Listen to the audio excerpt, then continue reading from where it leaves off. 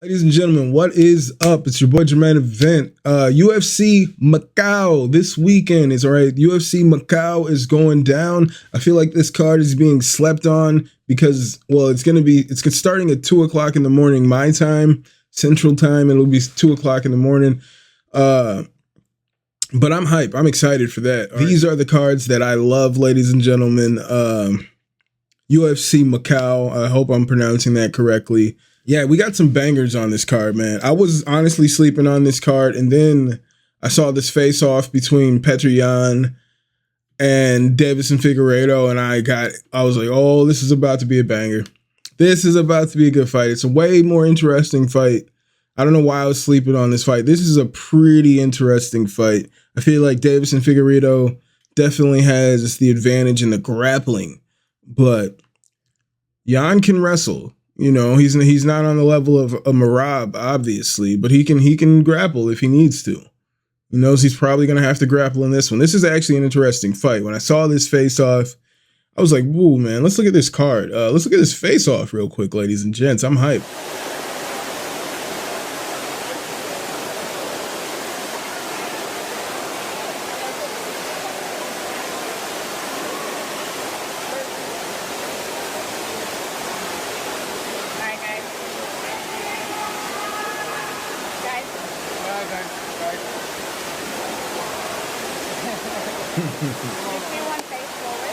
Let's go.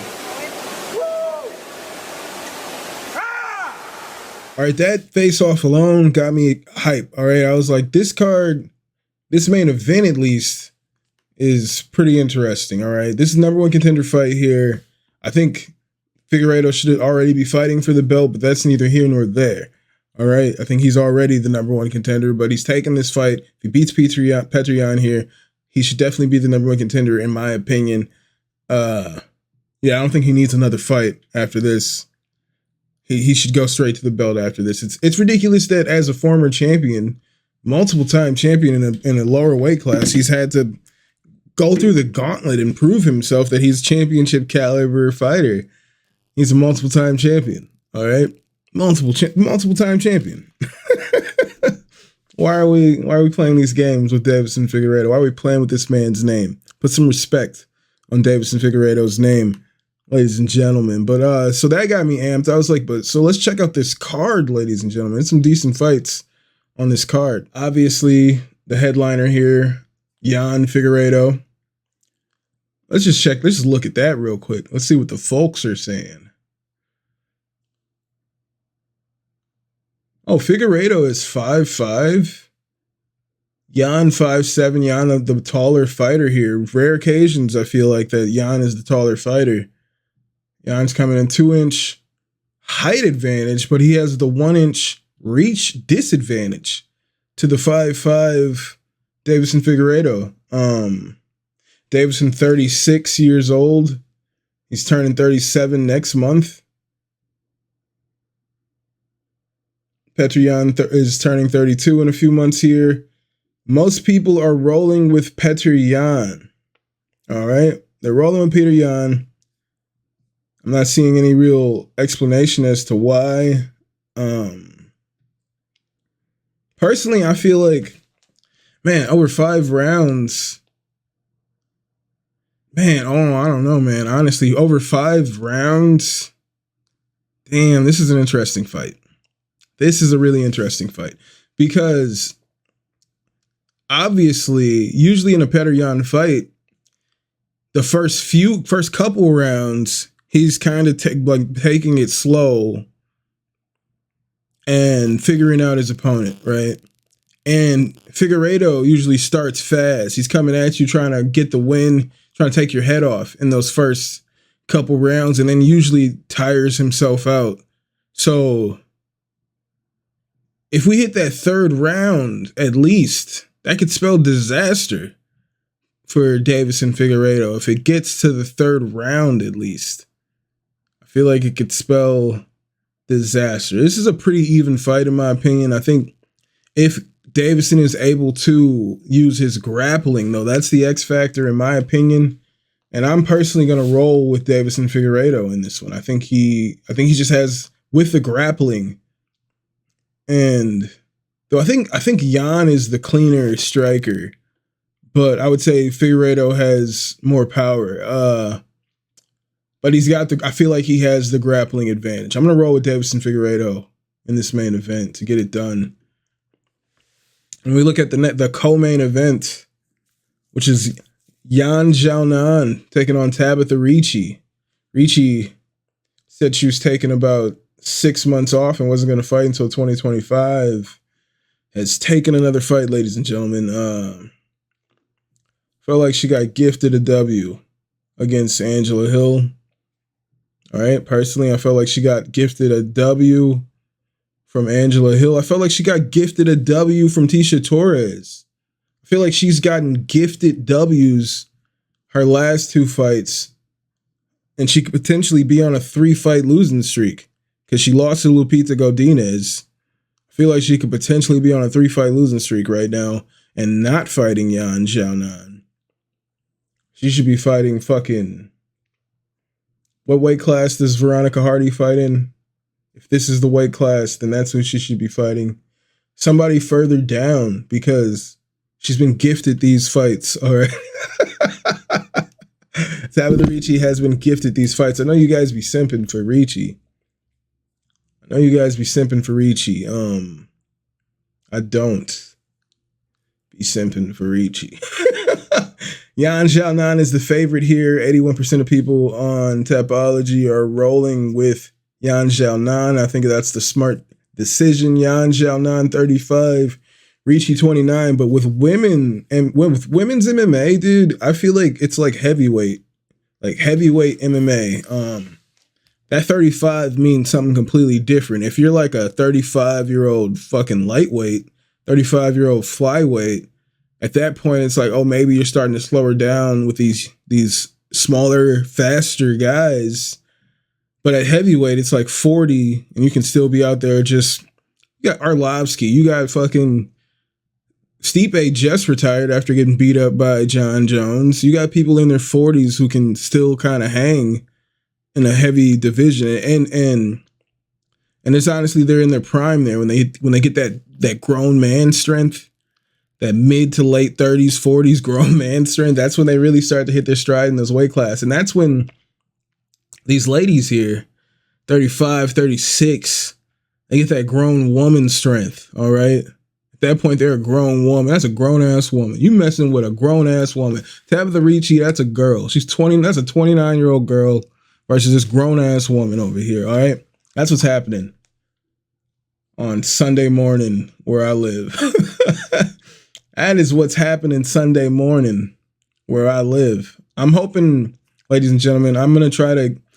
Because I work third shift, so I'll be getting home like as the main card is going on. I should be home for this fight. I want to try to do a fight companion if I can.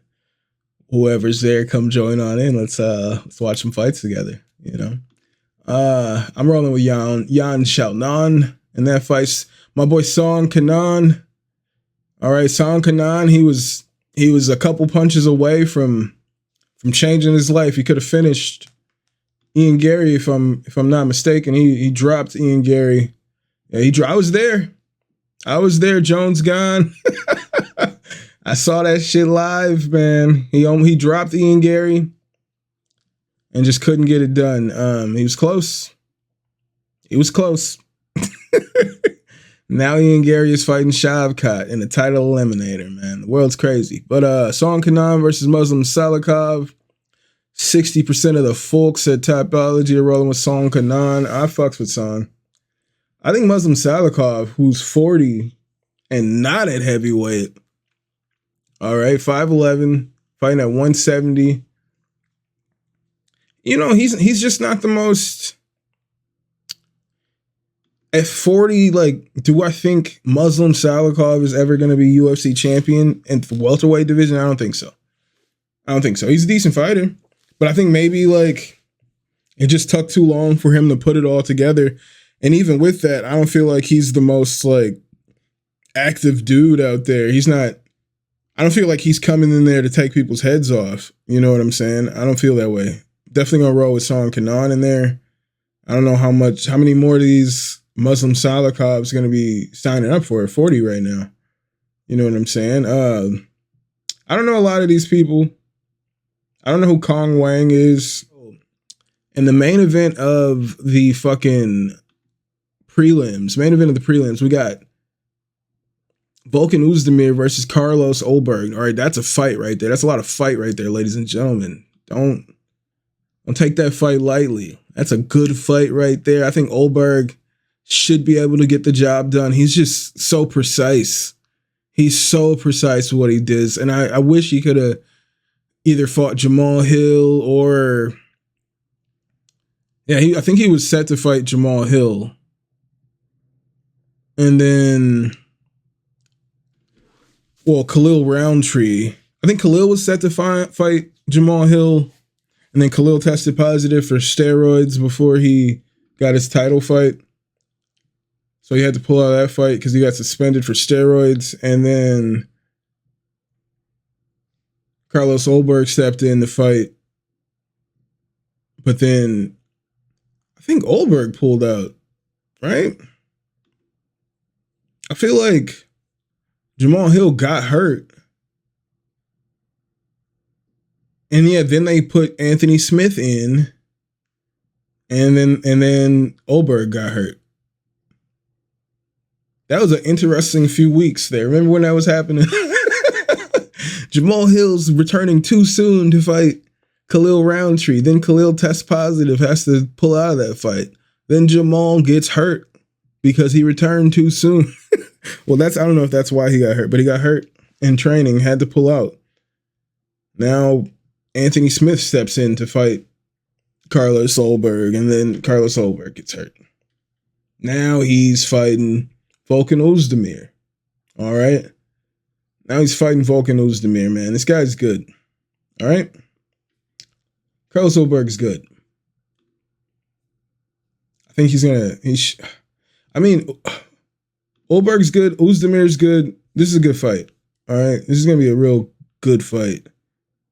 Oezdemir just knocked out Johnny Walker, which that knockout, honestly... You guys see the footage of like the 170 guy, 170-pound fighter who just like barely touched Johnny Walker's chin in training and just knocked that dude the fuck. He collapsed. He collapsed, man. Remember when you guys said Johnny Walker could beat John Jones just because the nigga's fucking like 6'5" and was jumping around like a maniac? Now he gets knocked out every 2 seconds. He fucked his shoulder up himself trying to do the worm. And his career's never recovered. All right? Never recovered. I don't know a lot of these other people. Ming Yang Zhang versus Ozzy Diaz. I don't think I've ever heard of either one. So I don't know a ton of the guys on that fight. It's a lot of the people from that region.